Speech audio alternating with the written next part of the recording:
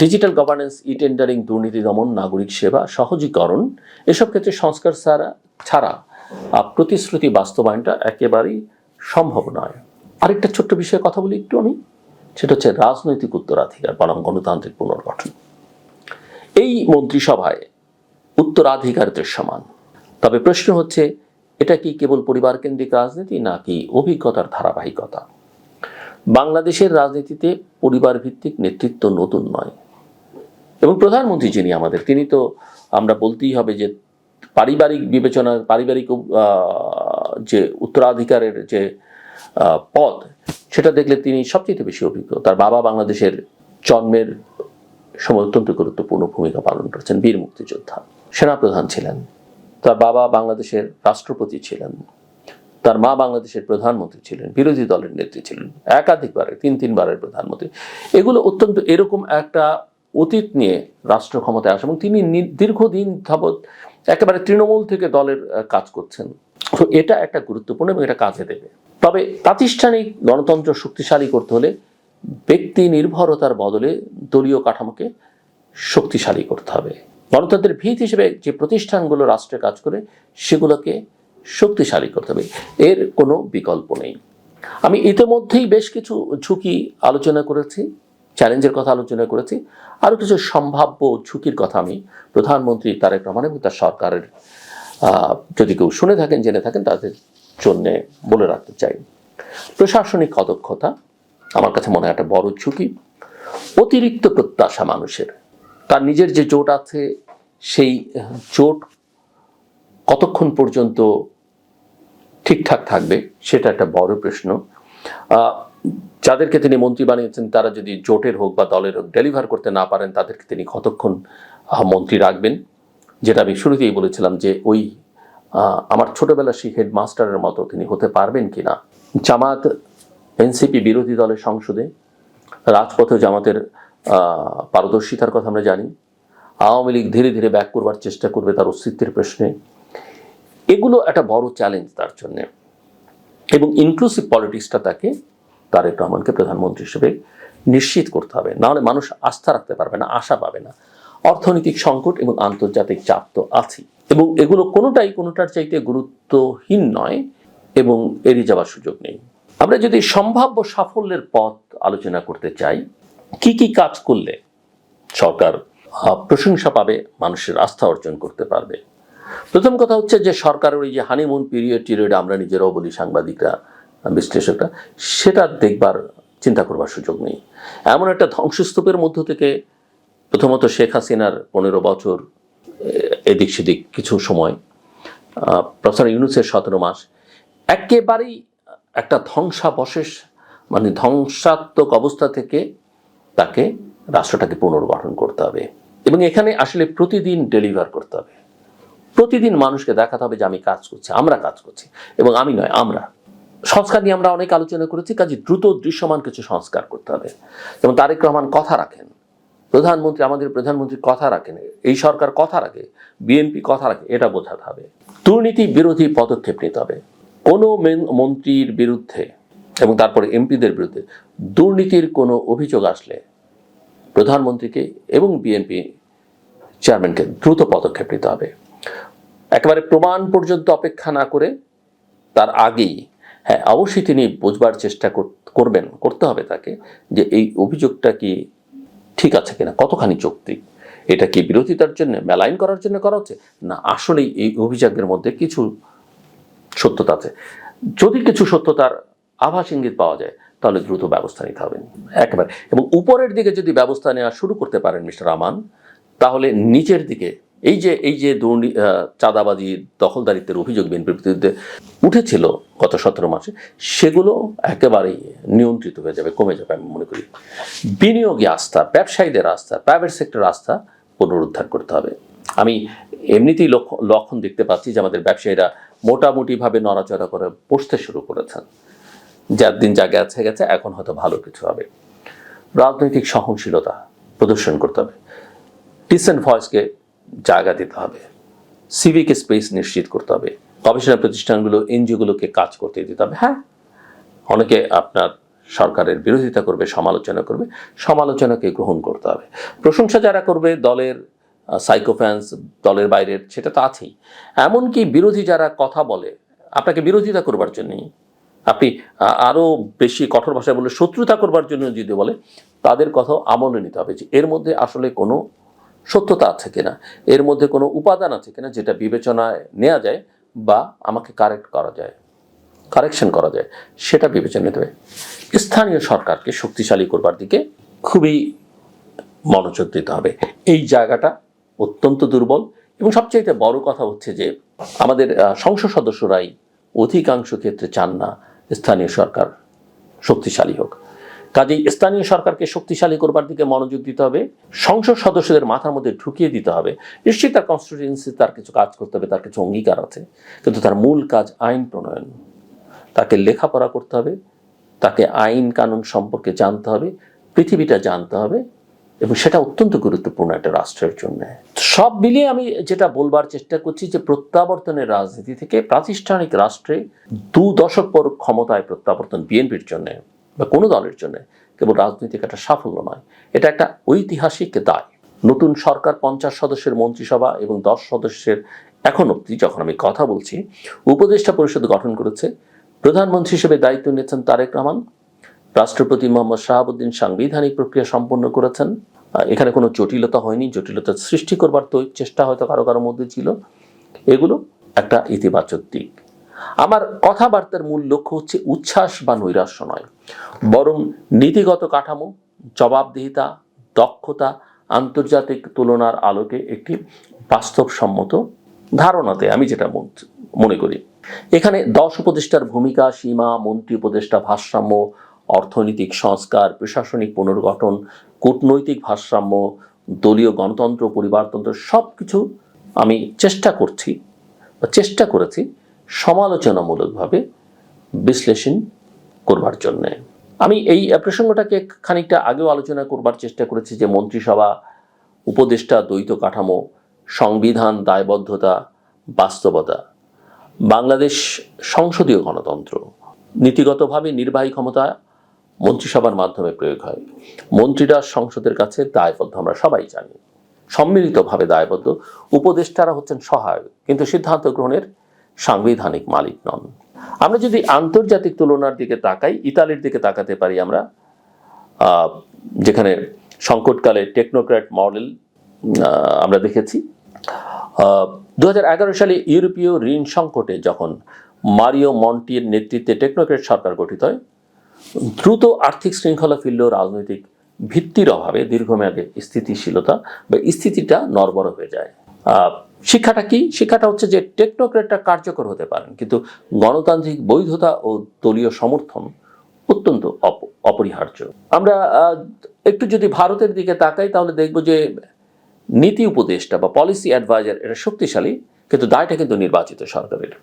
নরেন্দ্র মোদীর আমলে নীতি উপদেষ্টা, থিঙ্ক ট্যাঙ্ক, ডোমেইন বিশেষজ্ঞ যুক্ত হয়েছে, তবে সিদ্ধান্তের দায় মন্ত্রিসভা এবং সংসদের। এখান থেকে আমাদের যে শিক্ষা সেটা হচ্ছে যে উপদেষ্টা পরামর্শ দিবেন, জবাবদিহিতা কিন্তু নির্বাচিতদের। আমি যদি যুক্তরাষ্ট্রের প্রেসিডেন্সিয়াল সিস্টেমের কথা বিবেচনায় নিই, তাহলে দেখব যে হোয়াইট হাউস স্টাফরা অত্যন্ত শক্তিশালী, এমনকি প্রেসিডেন্টের যে চিফ অফ স্টাফ তিনিও অত্যন্ত শক্তিশালী, কিন্তু কাঠামোটা প্রেসিডেন্সিয়াল। বাংলাদেশের ক্ষেত্রে সেটা কিন্তু প্রযোজ্য নয়।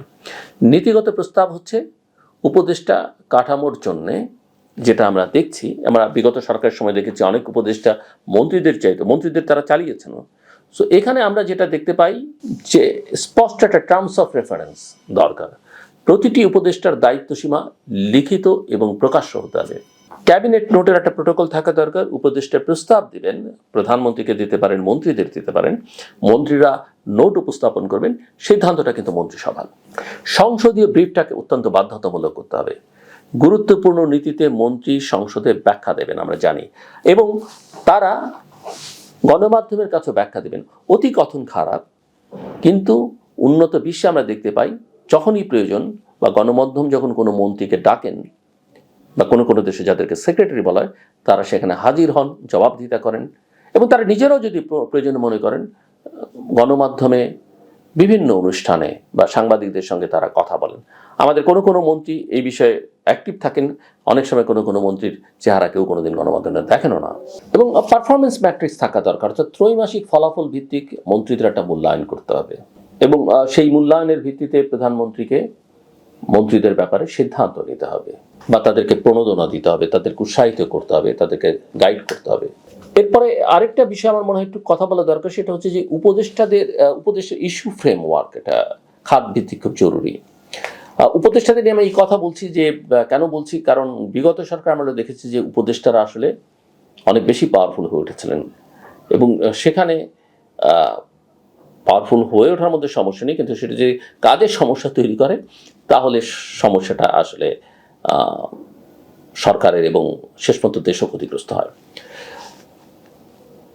যেমন ধরা যাক উপদেষ্টারা মানে কয়েকটা খাতে নিয়োজিত: অর্থনীতি, ব্যাংকিং, আর্থিক খাত, শিল্প বাণিজ্য, কৃষি, খাদ্য নিরাপত্তা, শিক্ষা, মানব সম্পদ, স্বাস্থ্য, ডিজিটাল রূপান্তর, জ্বালানি, জলবায়ু, অবকাঠামো বা পাবলিক প্রাইভেট পার্টনারশিপ, কূটনীতি, বিনিয়োগ। এখানে আমার যেটা পরামর্শ হবে যে প্রতিটি খাতে 5টি করে মূল ইস্যু, অর্থাৎ মোট 50টি ক্রিটিক্যাল ইস্যু। 10 জন উপদেষ্টা যেহেতু আছেন, আমি ধরেই নিচ্ছি যে 10 জন হয়তো 10টা ভাগে ভাগ করে দিবেন, আরও উপদেষ্টা বাড়তেও পারে, কমতেও পারে, বা একজন পূর্ণমন্ত্রী মর্যাদার উপদেষ্টার সঙ্গে আরেকজন প্রতিমন্ত্রী মর্যাদার উপদেষ্টাকে ট্যাগও করে দিতে পারে। কিন্তু আমি সাধারণভাবে বলছি যে 10 জন উপদেষ্টা যদি থাকে তাহলে 5টি করে মূল ইস্যু, অর্থাৎ মোট 50টা ক্রিটিক্যাল ইস্যু। যেমন ধরা যাক অর্থনীতি, তার ম্যাক্রো স্ট্যাবিলিটি, রাজস্ব জিডিপি অনুপাত বৃদ্ধি, বাজেট ঘাটতি নিয়ন্ত্রণ, আমাদের বাজেটে অনেক ঘাটতি থাকে, মুদ্রাস্ফীতি সেটা মুদ্রাস্ফীতির লক্ষ্যভিত্তিক নীতিটা কি হওয়া উচিত, বৈদেশিক মুদ্রার রিজার্ভ ব্যবস্থাপনাটা অত্যন্ত গুরুত্বপূর্ণ আমার কাছে মনে হয়, উন্নয়ন ব্যয়ের দক্ষতা, ব্যাংকিং এবং আর্থিক খাত 2 নম্বরে যদি আমরা আলোচনা করি, খেলাপি ঋণ পুনর্গঠন, ব্যাংক গভর্নেন্স এবং বোর্ড সংস্কার, পুঁজিবাজার আস্থার কথা আমি আগে উল্লেখ করেছি, আর্থিক অন্তর্ভুক্তি, রেগুলেটরি সমন্বয় এবং রেগুলেটরি বিষয়টা অত্যন্ত গুরুত্বপূর্ণ। 3 নম্বর হচ্ছে শিল্প বাণিজ্যে যদি আমরা বিবেচনা করি, সেখানে রপ্তানি বৈচিত্র্য, এসএমই ফাইন্যান্স, এসিজেড কার্যকারিতা, লজিস্টিক্স খরচ হ্রাস, বাণিজ্য চুক্তি কৌশল। আমি প্রতিটা বিষয়ের 5টা করে বিষয় বলছি আর কি, সাব ইস্যু যেগুলোকে পেপার হতে পারে। কৃষি খাদ্য, যেমন ধরুন ভ্যালু চেন উন্নয়ন, সংরক্ষণ প্রসেসিং, কৃষি বীমা, বাজার তথ্য ডিজিটালাইজেশন, জলবায়ু সহনশীলতা। 5 নম্বর যদি আমরা শিক্ষা এবং মানব সম্পদের দিকে যাই তাহলে কারিগরি শিক্ষা সম্প্রসারণ, বিশ্ববিদ্যালয় এবং ইন্ডাস্ট্রি ইউনিভার্সিটির মধ্যে যে সংযোগ সেটা গবেষণা তহবিল, রিসার্চ আমাদের বিশ্ববিদ্যালয়তে একদমই হয় না, শিক্ষকদের প্রশিক্ষণ, কোয়ালিটি টিচার দরকার আমাদের, এবং ডিজিটাল কারিকুলাম। 6 নম্বর স্বাস্থ্য খাতের যে 5টি বিষয় নিয়ে আমি মনে করি মনোযোগ দেওয়া দরকার, সেটা হচ্ছে প্রাইমারি কেয়ার নেটওয়ার্ক, স্বাস্থ্য বীমা ইস্যুটি যেটাকে পাইলট বেসিসে করা যেতে পারে, ঔষধ সরবরাহ একটা শৃঙ্খলা ফিরিয়ে আনা দরকার, মেডিকেল শিক্ষার মান এবং হেলথ কার্ড। 7 নম্বরে আমরা ডিজিটাল রূপান্তর, এই জায়গাটাতে যে বিষয়গুলোতে আমার মনে হয় মনোযোগ দেওয়া দরকার বা ওই পেপারগুলো হতে পারে: একক নাগরিক ID integration, governance service, cyber security which is very important, data protection আইন, স্টার্টআপ ইকোসিস্টেম। জ্বালানি এবং জলবায়ু দুটোকে আমি একসঙ্গে করে যদি আমরা দেখতে চাই তাহলে নবায়নযোগ্য জ্বালানি, এলএনজি কয়লা ভারসাম্য, গ্রিড আধুনিকায়ন, কার্বন ফাইন্যান্স এবং দুর্যোগ প্রস্তুতি অত্যন্ত গুরুত্বপূর্ণ। 9 নম্বর হচ্ছে অবকাঠামো বা পাবলিক প্রাইভেট পার্টনারশিপ, প্রকল্প নির্বাচন মানদণ্ড, কস্ট ওভাররান নিয়ন্ত্রণ, এটা অত্যন্ত গুরুত্বপূর্ণ, অনেক জায়গায় কস্ট ওভাররান হয়, পাবলিক প্রাইভেট পার্টনারশিপ বা PPP, risk sharing, urban transport এবং রক্ষণাবেক্ষণ তহবিল।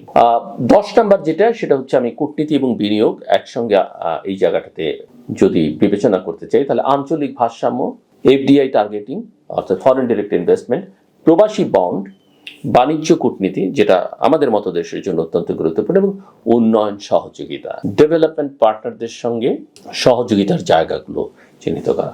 এবার আসা যাক, এই বিষয়টি নিয়েও আমি খানিকটা এর আগে কথা বলেছি যে পরিবারতন্ত্র বনাম প্রাতিষ্ঠানিক গণতন্ত্র। আমাদের দক্ষিণ এশিয়ায় পরিবার ভিত্তিক রাজনীতিটা আমরা অনেক দেখেছি। খালেদা জিয়া, শেখ হাসিনা দীর্ঘমেয়াদী প্রভাব রেখেছেন। ভারতে রাহুল গান্ধী, পাকিস্তানে বেনজির ভুট্টো, শ্রীলঙ্কায় আমরা দেখেছি চন্দ্রিকা কুমারতুঙ্গা। উত্তরাধিকার রাজনীতির একটা উদাহরণ। এখন এর ঝুঁকিটা কি? ঝুঁকি হচ্ছে দলীয় গণতন্ত্র দুর্বল, নীতি নয় ব্যক্তি কেন্দ্রিকতা, যোগ্যতার বদলে আনুগত্য। সমাধানটা কি? আমার কাছে মনে হয় যে ইন এ পার্টি ডেমোক্রেসিটা খুব ইম্পর্টেন্ট।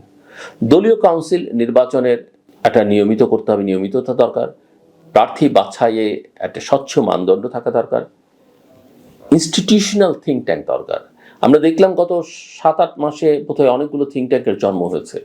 এগুলো ওয়ান টাইম থিঙ্ক ট্যাঙ্কের মতো মনে হয়, কিন্তু ইনস্টিটিউশনাল থিঙ্ক ট্যাঙ্ক নিজেদেরটা না হলেও যারা পেশাদার আছেন তাদের সঙ্গে সংযোগ স্থাপন করা দেশে এবং বিদেশে। অর্থনৈতিক রূপান্তরের ইস্যুটাতে আবারও একটু মনোযোগ দিই। দক্ষিণ কোরিয়া এবং ভিয়েতনাম থেকে আমাদের শিক্ষা দেওয়া দরকার।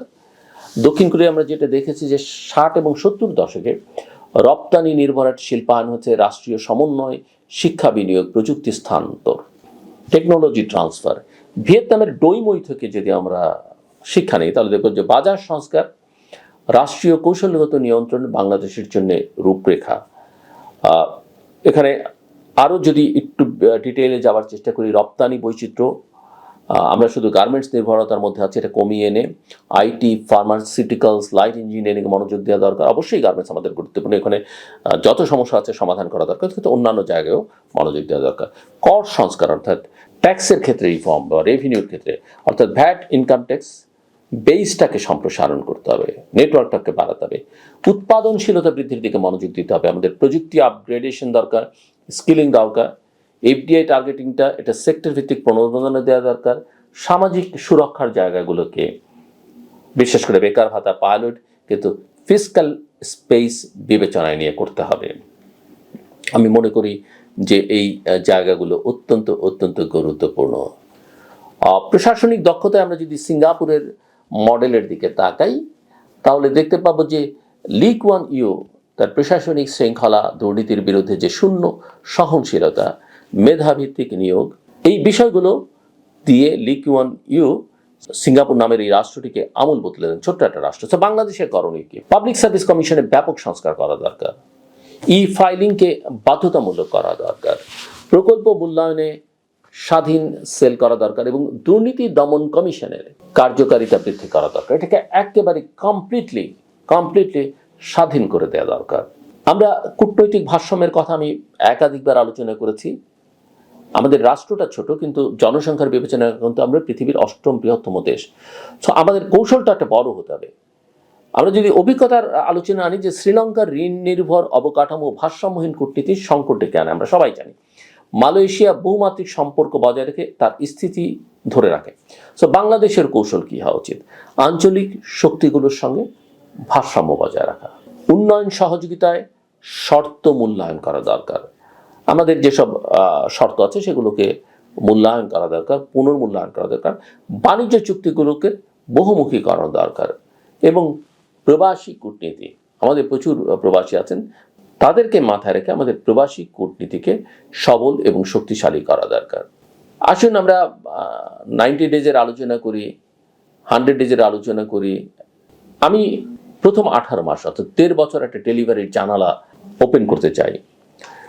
টনি ব্লেয়ার যুক্তরাজ্যের তার নিউ লেবার দিয়ে উচ্চ প্রত্যাশা তৈরি করেছিলেন। টনি ব্লেয়ার আপনারা জানেন যুক্তরাজ্যের সাবেক প্রধানমন্ত্রী। প্রাথমিক সাফল্য রাজনৈতিক মূলধন কিন্তু বাড়ায়। শিক্ষা হচ্ছে যে প্রথম 18 মাসের দৃশ্যমান ফলটা জরুরি। বাংলাদেশে 18 মাসের অগ্রাধিকার কি হওয়া উচিত? আমি মনে করি মুদ্রাস্ফীতি 2 থেকে 3 পয়েন্ট কমানো, 1 লক্ষ দক্ষ কর্মসংস্থান, 50টি ই সেবা চালু, 10টি ব্যাংক গভর্নেন্স সংস্কার, 3টে, খুব বেশি না, 3টে বড় ফরেন ডিরেক্ট ইনভেস্টমেন্টের চুক্তি।